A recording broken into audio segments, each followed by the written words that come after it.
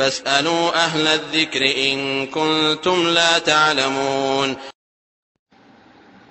আসসালামু আলাইকুম রহমতুল্লাহি ওয়া বারাকাতুহু। দুবাই থেকে আমাদের মিজান ভাই তিনি জানতে চেয়েছেন, সালাম দিয়ে ওয়ালাইকুম সালামতুল্লাহ, কিভাবে সাজদা দিতে হবে? যদি ওয়াজিব ছুটে যায় তাহলে সাজদা সহ কি এইভাবে দিব যে তাহিয়াত পড়ার পরে, অর্থাৎ আত্তাহিয়াতু লিল্লাহি এই জিকিরটি পড়ার পরে ডানে সালাম ফিরবো, এরপর দুটো সাজদা দিব, অর্থাৎ দেশি তরিকা যেটা চলছে আর কি, নাকি তাহিয়াত, দরুদ, দোয়া, মাসর ইত্যাদি কমপ্লিট করে দুটি সাজদা দিব, এরপরে ডানে বামে সালাম ফিরবো? কোনটি সঠিক? হ্যাঁ, পরেরটি সঠিক, অর্থাৎ ডাইরেক্ট দুটি সাজদা দিয়ে ডানে বামে সালাম ফিরতে হবে। তার মানে তাহিয়াত পড়ে যদি কারো ওয়াজিব ছুটে যায়, যেমন প্রথম বৈঠকে বসা ছুটে গিয়েছে, বা রুকুর তাসবিহগুলো ছাড় পড়েছে, বা সেজদার তাসবিহগুলি ছাড় পড়েছে, এগুলোকে ওয়াজিব বলা হয়।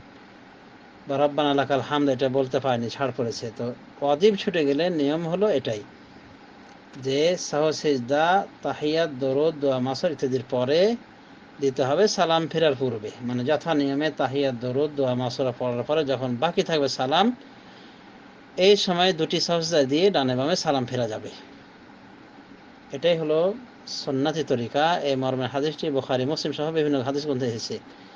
আরেকটি পদ্ধতি হলো সালাম ফেরার পর দুটি সাজদা দিয়ে ডানে বামে সালাম, এটা বুখারী মুসলিমে রয়েছে। তবে এই পদ্ধতি সাধারণত রাসূলুল্লাহ সাল্লাল্লাহু আলাইহি ওয়াসাল্লাম অবলম্বন করতেন যখন তিনি নামাজের কোনো কিছু বেশি করে দিতেন, অর্থাৎ 4 জায়গায় 5 রাকাত পড়ে ফেলছেন, এই জাতীয় অবস্থায় তিনি পড়েছেন, অর্থাৎ তিনি সাজদা দিয়েছেন সালামের পরে। তো দুটাই বিশুদ্ধ তরিকা। এরপরও বলা যায় যে দুটার যে কোনো তরিকা অবলম্বন করা যেতে পারে সাজদার ক্ষেত্রে। তাই চাইছে নামাজে কম করার কারণে সাজদা দেখ, যেমন ওয়াজিব ছেড়ে দিয়েছে, অথবা বেশি করার কারণে যেমন 4 জায়গায় 5 রাকাত পড়ে ফেলেছে, অসুবিধা নেই। উভয় অবস্থায় উভয়টাকে একটা আর একটা জায়গায় ফিট করা যেতে পারে, অর্থাৎ সাজদা সালামের পূর্বেও হতে পারে, পরেও হতে পারে।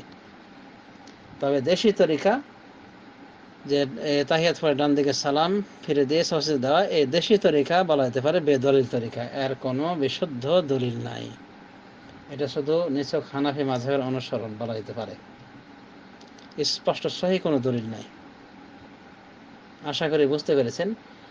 আর সাজদা বিষয়ে আমি ইতিপূর্বে বিস্তৃত আলোকপাত করেছি, সেখানে দেখা যেতে পারে ইউটিউব থেকে।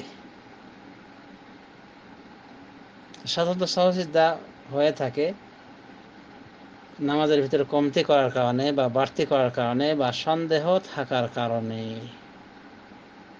তো সাধারণত সন্দেহের কারণে ইয়াকিন করবে,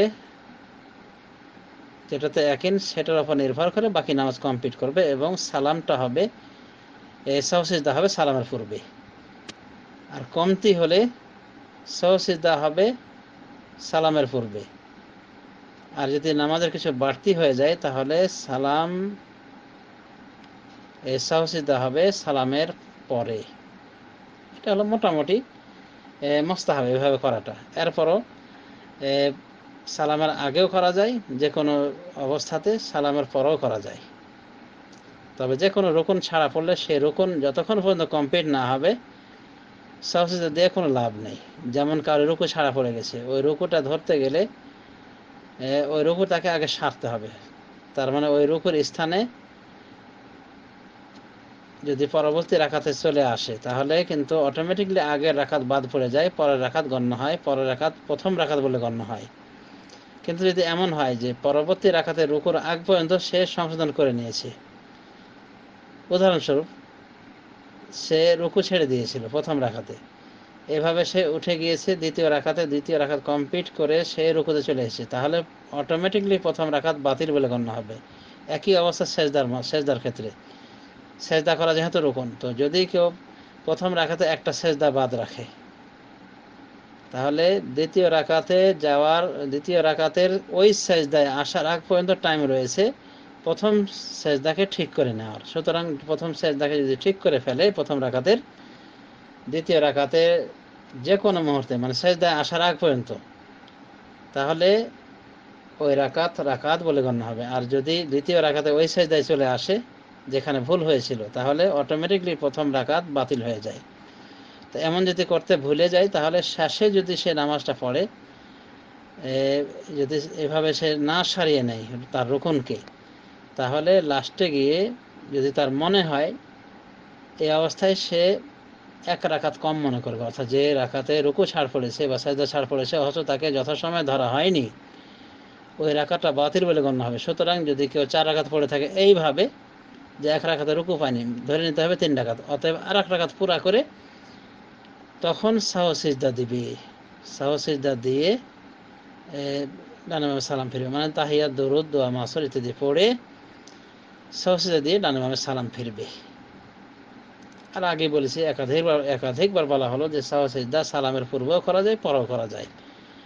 আর পূর্বে, সালামের পূর্বে করা তরিকাটা বুঝতেই পারলেন। সালামের পরে যদি করা হয়, তাহলে নিয়ম হলো সাহু সিজদা দুটি দিয়ে আবার ডানে বামে সালাম ফিরতে হবে। এই ছিল সাহু সিজদার বিষয়ে আবার স্মরণ করে দেয়া। আল্লাহ রাব্বুল আলামিন আমাদেরকে কোরআন সুন্নাহ মোতাবেক সর্ব বিষয়ে পরিচিত হওয়ার তৌফিক দান করুন। আমিন। ওয়া সাল্লাল্লাহু আলা নবিয়্যিনা মুহাম্মদ ওয়া আলা আলিহি ওয়া সাহবিহি আজমাইন।